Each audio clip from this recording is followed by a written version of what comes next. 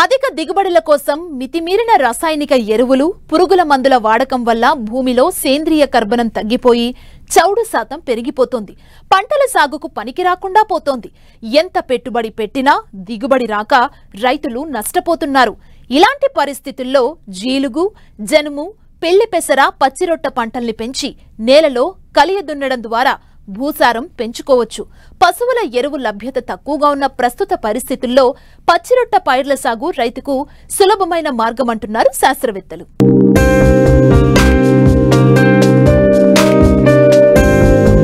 వ్యవసాయంలో రైతులు పూర్తిగా రసాయనిక ఎరువులపైనే ఆధారపడటం వల్ల సాగులో అనేక సమస్యలు ఎదుర్కోవాల్సి వస్తోంది. సేంద్రియ ఎరువులు వాడకపోవటం వల్ల భూసారం తగ్గి దిగుబడులు గణనీయంగా పడిపోతున్నాయి. పెట్టుబడి భారం పెరుగుతోంది. ఈ సమస్యలను అధిగమించడానికి ప్రత్యామ్నాయంగా పచ్చిరొట్ట ఎరువులను ఋతుపవనాల ఆరంభంలో వేసుకోవాలి. అవకాశాన్ని బట్టి ఈ పైర్లను వేసుకుంటే భూసారాన్ని పెంచుకునే వీలుంది. అంతేకాకుండా వర్షాకాలంలో భూమి కోతకు గురికాకుండా అరికట్టవచ్చు. భూమిలో తేమ, పోషకాల శాతాన్ని పెంచుకోవచ్చని సూచిస్తున్నారు జమ్మికుంట కృషి విజ్ఞాన కేంద్రం శాస్త్రవేత్త విజయ్. అయితే రైతులు అధిక దిగుబడులు సాధించాలనే తపనతో విపరీతమైన రసాయన ఎరువులను, చీడపీడలను తట్టుకోవడానికి పురుగు మందులను వాడడం వల్ల నేల సారం దెబ్బతింటుంది. దాంతోపాటు వాతావరణ కాలుష్యం కూడా జరుగుతుంది. అయితే ఈ క్రమంలో మనము నేల సారాన్ని కాపాడుతూ, నేల యొక్క భూభౌతిక రసాయన లక్షణాలను కాపాడుతూ పంట దిగుబడులు పెంపొందించుకోవాలంటే పచ్చిరొట్ట ఎరువులను ఖచ్చితంగా సాగు చేయాల్సిన అవసరం ఉంది.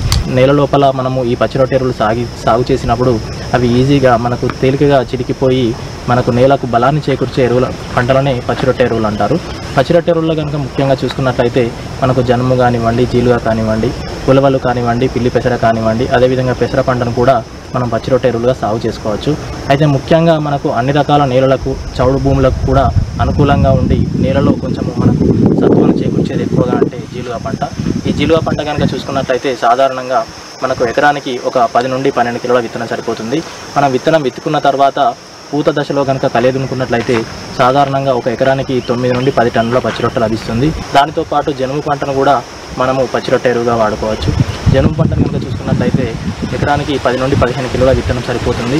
ఈ విత్తనాన్ని కనుక మనం చల్లుకొని మళ్ళీ పూత దశలో కలియదునుకున్నట్లయితే మనకు ఒక సాధారణంగా ఎకరానికి 5 నుంచి 6 టన్నుల పచ్చిరొట్ట ఎరువు లభిస్తుంది. ఈ జనుములో కనుక చూసుకున్నట్లయితే 1 టన్ను జనుము పచ్చిరొట్ట ఎరువులో 4 నుంచి 5 కిలోల నత్రజని ఎరువు అనేది ఉంటుంది.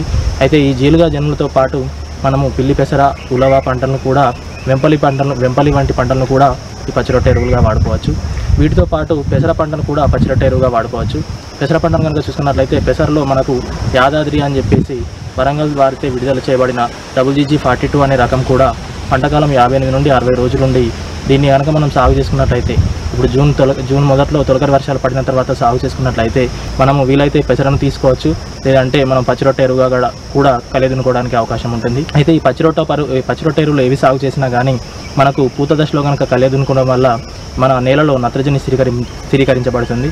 అయితే మనం గుర్తుపెట్టుకోవాల్సిన విషయం ఏంటంటే ఎప్పుడైనా నాట్లు వేసుకునే ఒక 2 నుంచి 3 వారాల ముందు, 15 రోజుల ముందుగా, కనీసం 15 రోజుల ముందుగా కూడా మనము రోటవేటర్తో కానీ లేదంటే కల్టివేటర్తో కానీ మనము ఈ పచ్చిరొట్ట ఎరువులను కలియదునుకున్నట్లయితే దానిలో ఉండే నత్రజని అనేది నేలలో స్థిరీకరించబడి మన భూమికి సత్తువ చేకూర్చడానికి అవకాశం ఉంటుంది. కాబట్టి రైతులు మనకు వ్యవసాయ శాఖ వారు కూడా జీలుగా విత్తనాలను సబ్సిడీలో అందజేస్తున్నారు. కాబట్టి ప్రతి రైతు కూడా తప్పకుండా నేల భూభౌతిక సారాన్ని కాపాడుకోవడానికి, నేల సత్తువను పెంచుకోవడానికి ఈ పచ్చిరొట్ట ఎరువులను సాగు చేసుకోవాల్సిన అవసరం ఉంది.